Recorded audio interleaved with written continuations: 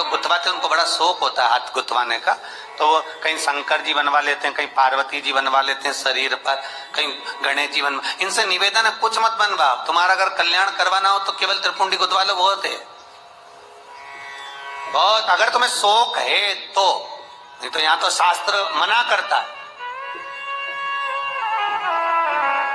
हमारे यहां तो शास्त्र मना करता है कि शरीर पर गुथवाया भी नहीं जाता। अरे भाई, ये जितनी जगह पर तुम नाम लिखाओगे उतनी जगह तो छूटने वाली है। जमीन पे नाम लिखाया लीलावती फार्म हाउस, मर गए तो लीला तो चली गई, फार्म हाउस नीचे रह गया। अरे बोलो रे भाई, ऑनलाइन जितने सुन रहे हो बोलो तो रे, सोफे पे बैठे बैठे, पलंग पे बैठे बैठे सुने जा रहे हो। लीला चली गई, फार्म हाउस नीचे रह गया। मकान पे लिखाया लीला निवास, लीला गई, निवास नीचे। इंगेजमेंट करी, सगाई करी तो अंगूठी पे लिखा दिया लीला एल। मालूम पड़े निपटे तो अंगूठी भी रह गई, और बचा था तो मेला घूमने गई तो हाथ पे लिखाया लीला भाई। अब आत्मा चली गई, लीला भाई तेरा हाथ तो नीचे रह गया। तो ये सब फालतू के प्रपंच करने से अच्छा है जिसका है उसका लिख दो। इस आत्मा पर, इस मन पर शंकर का नाम लिख दो कि सब तेरा है। अंत में तो तेरे पास ही आना है शमशान में, और नहीं आएंगे तो लोग बांध के ले जाएंगे, सीधी बात है।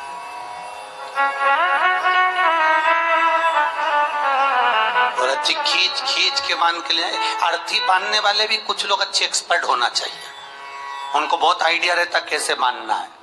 खींचो, वो इधर से खींच रहा, वो उधर से रस्सी खींच रहा, वो लपेट, और अरे सबको मालूम है मर गया बापड़ा कहीं उठ के भागेगा है? इसके बाद भी खींच खींच के बांध रहा है। और मरा हुआ भी सोच रहा होगा काय को बांध रहे, भगूंगा नहीं। पर सबको चिंता है, भग गया तो भगवान को तो कुर्सी भरना है उनकी, और ये भग गया और शमशान लेकर गए, जब तक भग गया तो इसका ये तो चले गए, दूसरे को कहां से लाएंगे, इसलिए इसको बांध के ले। शंकर भगवान से एक बार पार्वती जी बोली थी, भोलेनाथ अपन शमशान में रहते हैं, सब लोग बैकुंठ में, ब्रह्मलोक में, इंद्रलोक में रहते हैं, अपन शमशान में रहते हैं, अपने से कोई मिलने भी नहीं आएगा, ऐसी जगह पे कौन मिलने आए। शंकर भगवान बोले भले मिलने नहीं आएगा तो बांध के लाएंगे, तो टेंशन मत ले। और जो एक बार आएगा दूसरी बार कभी जाएगा ही नहीं, यहाँ के बाद जाता ही नहीं।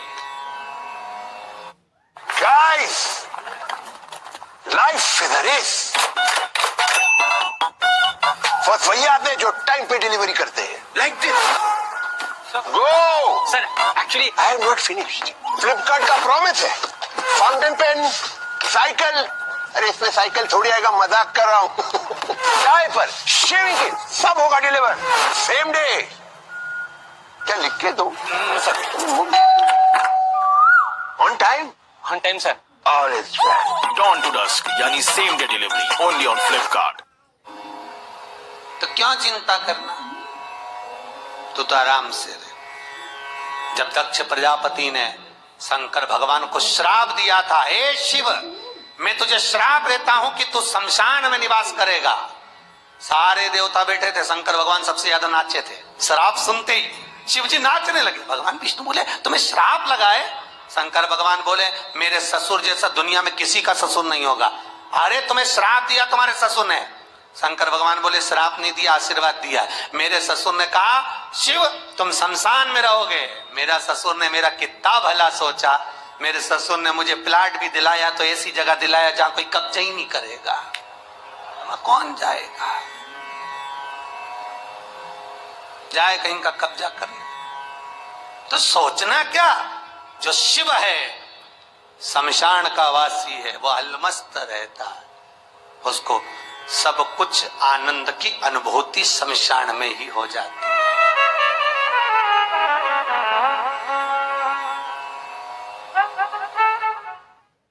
मेरा निवेदन है ऐसी देवी भागवत पे उस कथा शंकर की कथा को बांचा जाएगा, सुनना जरूर। शिव शक्ति कथा रहेगी वो, नवरात्र में जो चलेगी।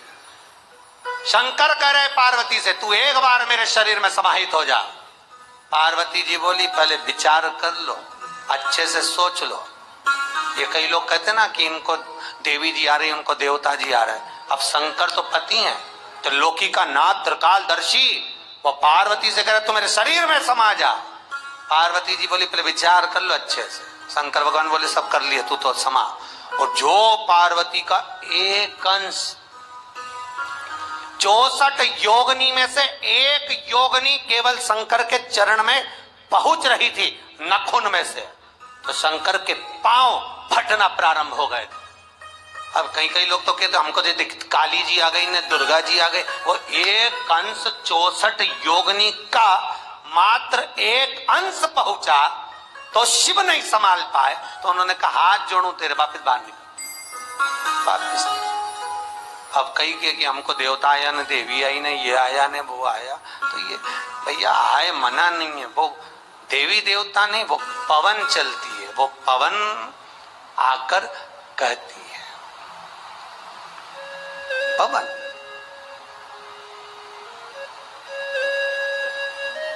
उनचास पवन में से जो पवन भ्रमण करती है, उसमें एक पवन देव पवन होती है, एक पवन प्रेत पवन होती है। जो प्रेत पवन होती है वो जीव को कष्ट देती है, जो देव पवन होती है वो दुनिया के कार्य को सफल कर देती है।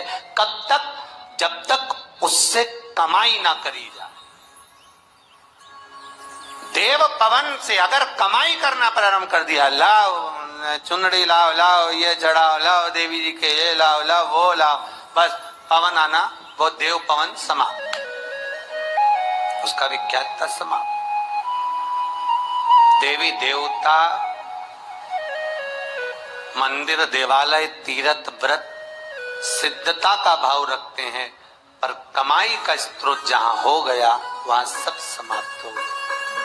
महाराज नंदी का विवाह करना है, मरुतों की कन्या सुयशा से आप नंदी की शादी कर दो। सुयशा कहां मिलेगी?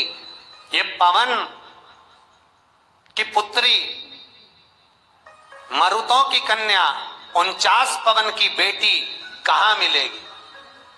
और 49 पवन की एक ही बेटी थी, उसका नाम था सुयशा, नंदीश्वर की धर्म पत्नी। सुयशा गंगा के घाट पर तप साधना में लगी थी, वहीं पर नंदीश पहुंच गए और नंदीश्वर ने पहुंचा, सुयशा को देखा। सुयशा उस दिन भगवान शिव की आराधना शमी पत्र से कर रही थी। शमी का पौधा, शमी का वृक्ष, शमी की पत्तियां, महाराज शिव को पाने के लिए, शंकर का स्मरण करने के लिए, मनवांचित फल की कामना करने के लिए, अपनी मनोकामना पूर्ण करने के लिए शिव को समर्पित करी जाती। आज शमी पत्र सुयशा समर्पित कर।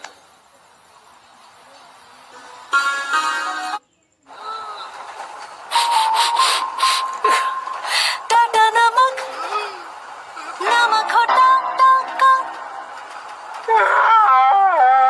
टाटा नमक।